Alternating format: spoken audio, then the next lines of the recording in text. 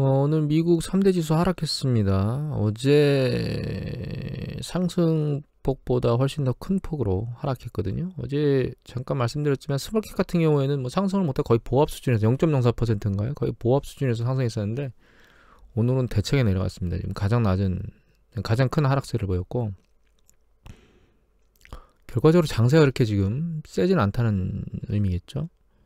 그 다음에 유럽 지수도 약세를 보였다고 봐야 되겠죠. 혼조세기보다는 하락 강도가 더 세기 때문에 반등했던 러시아 지수가 세차게 다시 내려가고 있습니다.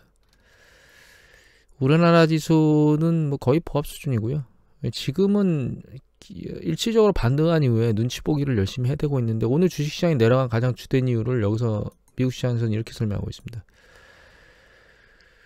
다우가 기술주 세차게 밀렸는데 연준 쪽에서 그 긴축 속도 높이겠다고 얘기를 했다고.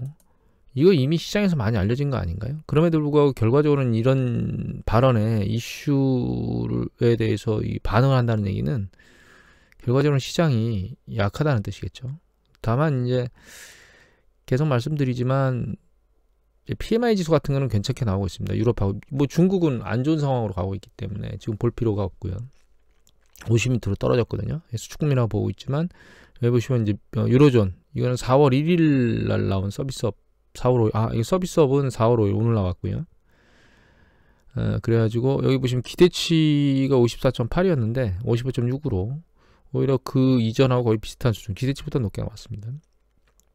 그 다음에 이 제조업 지수인데 이게 4월 1일 나왔을 겁니다. 예. 얘는 기대치보다는 낮게 나왔어요. 57.0이 기대치였는데 56.5로 낮게 나왔죠. 그리고 좀 떨어졌고. 근데 종합지수로 놓고 보면 이 두 가지를 합한 겁니다. 전체 약간 가중치가 다르겠죠. 서비스하고 제조업하고 경쟁치는 가중치가 다를 거니까 그 가중치를 감안해 보면 내려오는 강도가 그렇게 세진 않았다. 이거 오늘 발표된 겁니다.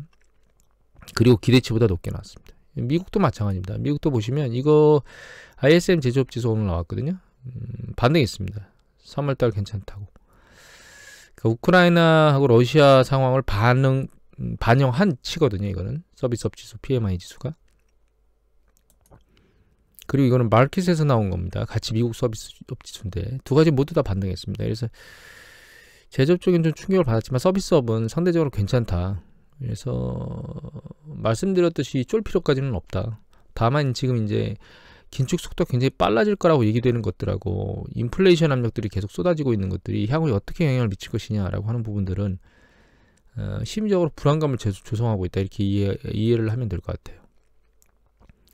그리고 러시아가 안타깝게도 안 좋은 뉴스 보도들이 이렇게 나오고 있죠. 만행에, 러시아 국민들의 만행에. 중요한 건 이걸 러시아 국민들이 모른다는 겁니다. 야, 아직도 이런 북한을 제외한 국가들 중에서 러시아 정말 땅덩어리도 큰 나라고, 사람도 북한 같은 경우는 외부로 왕래하기가 쉽지 않잖아요, 일반인들이. 근데 러시아 사람들은 외부로 왕래도 자유로웠잖아요, 사실은. 그런 과정 중에서도 이렇게 통제가 된단 말입니까? 참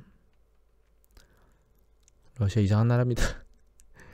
여하튼 이것 때문에 이제 강력하게 제재를 하고 있거든요. 추가 제재 얘기도 나오고 있고, 이미 제재가 들어갔고 이제 추가 제재들이 나오고 있는데, 추가 제재는 사실 러시아한테 크게 영향을 미치지는 않을 것 같아요. 그러니까 푸틴 자체한테는 에너지나 원자재나 이런 것들은 할 수 있을 만큼 조이긴 조였어요. 뉴스 보도에 제가 석탄을 제재한다는 얘기를 보긴 했거든요. 근데 그게 어느 만큼 영향이 있겠느냐라고 하는 부분은 좀 의문입니다. 그러니까 그 미국은 할 만큼 다 했고, 석유국장에 가서 저 금수 수출했는데 다른 지역도 일부 석유나 이런 것들을 수입을 안 하겠다라고 선언들을 하고 있긴 한데, 자국 내에 조달 부분이 있으니까 그런 문제점이 있고, 그나마 이제 다행인 것은 한 가지, 다른 데이터 한번 보여드릴까요? 죄송합니다. 못 보여드릴 것 같으네요. 이게 지금 유럽의 가스 재고 동향을 볼 수 있는 사이트거든요. 근데 지금 현재 데이터가 안 나오고 있습니다. 제가 계속 동영상을 정지해 놓고 날짜도 작동을 해봤는데, 이건 다음번에 제가 보여드릴 수 있으면 그때 보여드릴게요. 일단 그래서 추가 제재가 나오는 것이 러시아한테 가장 큰 타격을 주겠느냐, 그런 부분은 없을 것 같아요. 제 생각에는 타격이 제한적일 것 같고, 다만 이전에 있었던 조치들 때문에 물가와 관련된 부분이 약간 어려워지고 있거든요. 그래서 이거 매일경제 기사를 하나 보겠습니다. 여기 보시면 3월 30일자 기사고, 김덕식 기자께서 올리신 기사거든요. 푸틴만의 초점에는 무서운 적이라고 돼 있죠. 러시아 미친 물가 얘기가 나오고 있는데, 밑에 보면 3월 말 소비자 물가 상승률이 15%를 넘었다. 그래서 2015년 9월 이후 최고치를 기록하고 있다, 이렇게 되고 있거든요. 이게 중요한 거는 여기 보시면 이런 얘기가 나와요. 러시아 물가는 우크라이나 사태로 인한 서방에 유례없는 대강경 제재 조치로 루블화 가치 폭락하면서 지속적인 상승세를 보이고 있다라고 얘기가 나오고 있잖아요. 근데 지난번에 그 푸틴이 환율이 급등하니까 수출 국가들이 가지고 있는 외화의 80%는 외환 시장에 팔라고 얘기를 하고, 그 이슈가 나온 이후에 이 100달러 언저리 때 그러니까 100달러네, 달러당 100루블 상단 위에 언저리에 있던 것들이 밑으로 확 내려서 80루블 정도대로 내려와 있거든요. 그래서 일정 부분은 환율이 안정화되어 있긴 합니다. 실제로는 이게 추세적으로 이렇게 계속 올라가주는 과정을 거쳐야 극단으로 갈 건데, 물가 상승률이, 환율이 일단은 1.5 멈췄어요. 루브라를 찾는 숫자가 그만큼 적기 때문에 이 환율이 과거와 같은 패턴에서의 환율은 아니지만, 그럼에도 불구하고 일단 일정 부분은 지금 안정화되어 있는 부분이기 때문에 푸틴이 일정 부분 대응을 하고 있는 것 같아요. 다만 이 밑에 보면 이런 기사가 나옵니다. 여기 보시면 러시아 총리는 이날 정부회의에서 뭘 발표했냐면, 상표 소유자의 승인 없이 러시아 내 상품을 판매할 수 없었던 규칙을 철회하고 병행 수입 얘기를 하고 있죠. 이게 왜 나오는 거냐면, 러시아 정부가 수많은 글로벌 브랜드들이 우크라이나 침공 이후에 러시아 시장에서 철수했다라는 얘기를 하잖아요. 무슨 얘기냐면, 뭐 예를 들면 옷가게나 이런 쪽에서 다 철수를 해버렸으니까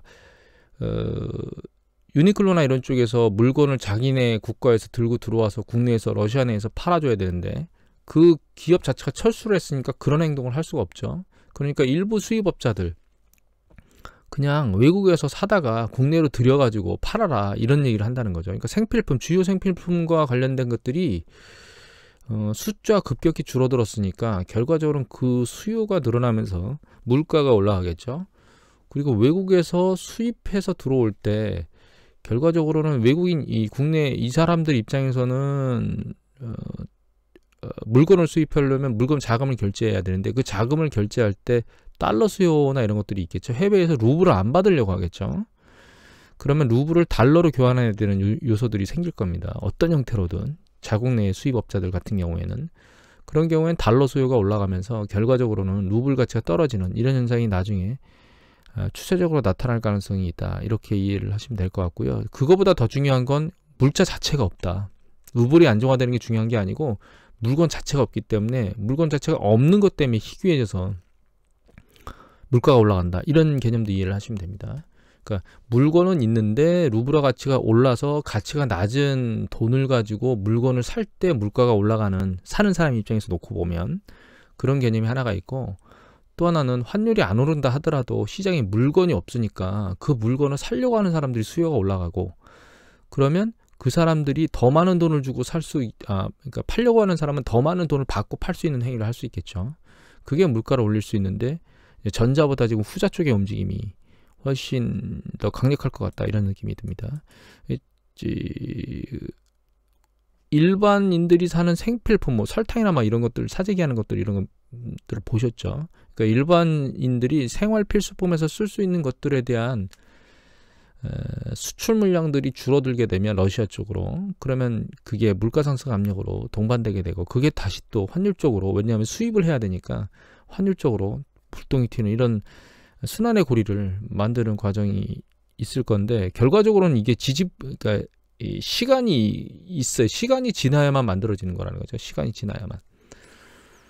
결과적으로 이게 단기간에 러시아 문제가 해결되지 않을 거라고 하는 그런 뉘앙스들이 계속 보이고 있습니다.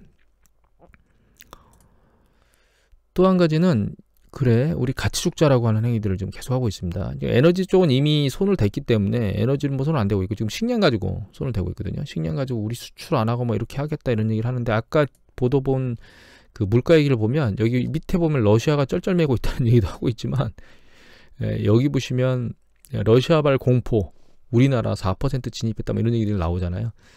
그나마 OECD 중에서 우리나라가 상대적으로 물가 상승이 적은 겁니다. 오일 쇼크 얘기 나오고 있고 난리가 아니죠. 그래서 전 세계적으로 난리를 치고 있는 상황입니다, 지금. 그런데 그 상황에서 이제는 원자재 가지고 한번 붙어볼까 이렇게 얘기를 하고 있는 상황입니다, 푸틴이.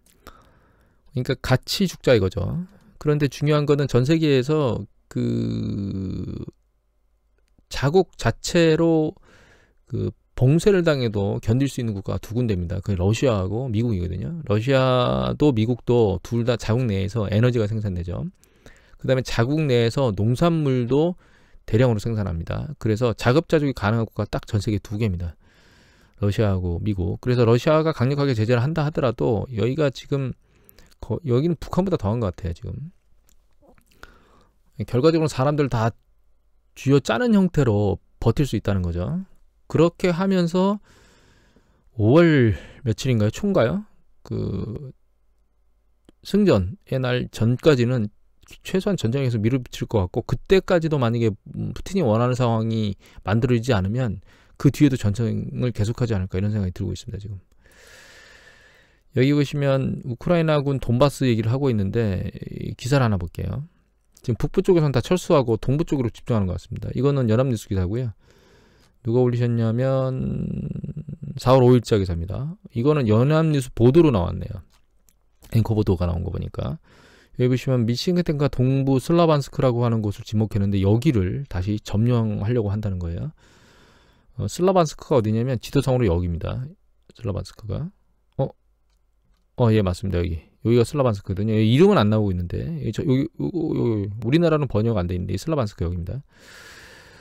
여기 보시면 밑에 이지움, 위에 이지움이라고 있죠. 여기가 이지움입니다. 여기가 하르키우고, 여기서는 포위를 다 못했고, 북부 지역은 다 나갔는데 이지움은 러시아가 탈환했거든요. 그리고 여기가 슬라반스크요? 아까? 네, 슬라반스크. 여기인데 잘 보시면 여기서부터 이 밑으로 내려오면서 여기를 점령하려고 하고 있거든요. 루안스크, 도네츠크, 여기가 돈바스 지역이죠. 그럼 여기서부터 이렇게 싸가지고 마리우폴 거의 점령 다 끝났죠.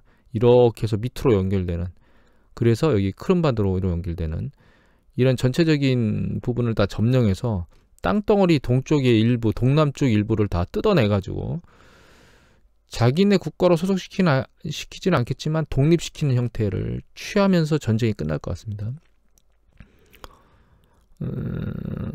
그래서 이 부분을 일정 부분 완성하지 않는 이상 러시아가 전쟁을 끝내지 않을 것 같다라는 생각이 저는 계속 들고 있습니다. 푸틴이 이렇게 그 군인들에 대한 희생이 대규모로 발생했고, 물론 러시아 국민들은 모르고 있습니다. 한 명도 안 죽었다고 생각하고 있을 겁니다. 물론 전체 국민이 모른다는 거지 부분적으로는 알 수 있겠죠. 통화나 이런 것들이, 통신이나 이런 것들이 전화 통화는 가능하니까 자국 내에서 이제 여기 참전한 군인들에 대한 전화 통화는 많이 됐었잖아요. 그런 것들이 이제 방송이 안 되기 때문에 대부분의 국민들이 모른다는 거죠. 그 대규모의 그 군인들이 죽었다는 사실들은 언젠간 알게 될 거고요. 그리고 거기에 대규모 군사 비용까지 들어간 것들이 있기 때문에 결과적으로 어떤 결과물을 만들어내고 끝내지 않는 이상 아무리 푸틴이다라고 하더라도 정치적 입지가 좀 약해질 수가 있기 때문에 결과적으로는 이쪽 동부 지역을 다 뜯어가지고 하는 이상 전쟁이 안 끝날 것 같습니다. 안타까운 일이긴 합니다. 그리고 상하이 쪽에 코로나 확진자가 늘어나고 있거든요. 그래서 하루 확진자가 우한 때보다 많다고 얘기를 하는데 4일 얘기인데 벌써 다 지났잖아요, 지금. 그래가지고 이 봉쇄는 길어질 것 같고, 전면 봉쇄가 길어지고, 중요한 건 여기 보시면 의료 체계가 흔들릴 것 같다. 이게 지금 제로 코너로 하는데 안 되는 일을 하고 있습니다, 지금 상하이가. 근데 이게 나쁜 게 아닙니다. 이렇게 상하이가 확진되고 숫자가 늘어나는 게. 왜냐하면 이게 한번 터져야, 의료 시스템이 붕괴되고 생 난리를 한번 쳐야 우리가 남아프리카 공화국으로 갈 겁니다. 이런 형태로. 우리나라도 지금 난리치고 있는데 우리나라 추세적으로 내려오고 있죠. 여기 보시면 우리나라 코로나 확진자 정점을 딱 찍고 3월 중순에 추세적으로 지금 내려오고 있습니다. 과거에 비하면 엄청나게 높은 숫자들이긴 하지만 중요한 건 이런 방향으로 그 질병관리청이 가고 있는데 전 잘 가고 있다고 생각하고 있습니다. 물론 이런 그 남아공 사례를 볼 거예요. 남아공은 750일 만에 그 비상 사태령이 해제가 됐거든요. 남아공 이 패턴을 보면 이거 보십시오. 코로나가 12월, 작년 12월 달에 아주 난리를 쳤다가 지금은 바닥으로 붙은 상태에서 들리질 않고 있는 상황입니다. 7일 이동 평균선이. 정상화 개념으로 돌아가고 있는 거죠. 우리나라도 이 패턴을 따라가고 있는 겁니다. 그러니까 지금 뭐 환자가, 의료 체계 시스템은 잘 돌아가고 있잖아요. 그래서 우리나라는 제가 아무리 생각해도 전 세계적으로 상당히 관리를 잘한, 급등해서 올라가는 것 때문에 질병청을 욕하는 사람들이 혹은 보도나 이런 것들이 일부 있는 것 같은데, 제 생각에는 그분들의 생각이 약간 잘못된 것 같습니다. 그래서 코로나하고 위드 코로나 같이 가는 그런 형태로 가고 있고, 이 형태를 중국도 언젠가 밟아야 되는데, 현상은 그런 쪽으로 가라고 말하고 있는데, 정책은 그런 쪽으로 못 가고 있습니다. 왜냐하면은 중국은 사실 잘 생각해 보면 땅덩어리가 엄청 넓은데 의료 시스템이 그만큼 많이 있어야 된다는 뜻이잖아요, 인구 구조가. 근데 제가 그 통계는 안 찾아봤는데, 예를 들면 우리나라 1인당 그러니까 병원 하나당 혹은 의료기관 하나당 그 관리할 수 있는 환자 숫자가 있겠죠. 그게 중국이 과연 가능할까라고 하는 물음표는 찍고 있거든요. 만약에 그게 불가능하고 그게 너무 적다면 폭발적으로 나오는 환자 숫자를 견디지 못하고 의료체계가 삽시간에 붕괴된 이후에 혼란스러운 상황이 오겠죠. 그거를 시진핑이 10월달 3연임이나 이런 거 하기 전에 그걸 지나가는 게 나을 것 같은데, 그걸 언제 선택할지 모르겠습니다. 이런 상태로 계속 갈 수 있을까? 저는 불가능할 것 같은데, 여하튼 중국이 여러 가지로 혼란스러운 상황, 그러니까 골치 아픈 상황, 공산당이 거기에 몰려 있는데 어쩔 수 없이 그쪽으로 등 떠밀리고 있는 것 같습니다. 제가 보기에는. 그래서 중국이 이런 상황으로 나오는 거는, 이거는 악재라고 보시면 안 되고요. 상황이 지나가는구나, 이렇게 해서 호재라고 보시면 될 것 같습니다. 이게 느려지면 느려질수록 중국 경제에는 그렇게 좋은 영향, 그러니까 중국이 빨리 이걸 떨치고 위로 올라가는 그런 상황을 보여야 되는데 그렇지 못하는 패턴이 지지부진해질 거기 때문에 이런 상황이 빨리 일어날수록 좋은 거다, 이렇게 이해하시면 될 것 같아요.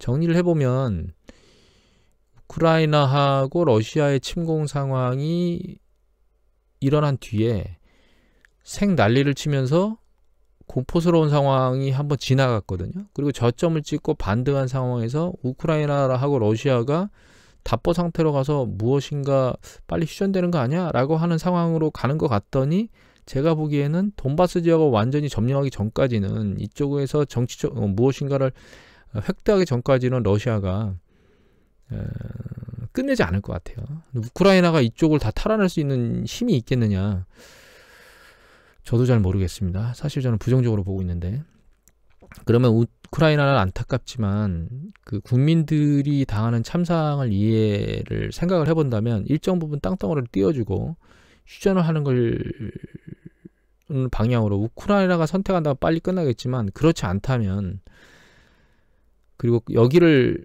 수복하겠다고 하는 생각을 가지고 있다면 이 전쟁은 굉장히 길어질 것 같습니다. 그나마 긍정적인 건 우크라이나 서부 지역에 있는 농부들은 열심히 밀을 심으려고 애를 쓰고 있다고 얘기를 하고 있기 때문에 밀 생산이 전혀 안 되는 건 아닐 것 같다라는 생각을 일단 그나마 다행으로 하고 있고요.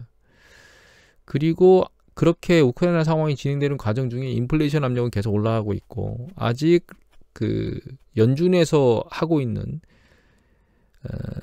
그 통화 정책의 긴축 속도에 대한 강도는 일정 부분 느낌은 알고 있지만, 한 빅스텝으로 막 올릴 거야 라고 하는 얘기가 있고, 타이팅도 할 거야, QT도 라고 하고는 있지만, 이게 시장과 주식시장, 금융시장에 어떤 여파를 미칠지는 아직 반응이 안 되고 있는 상황입니다. 정확히 우리가 인지를 못하고 있는 상황이거든요.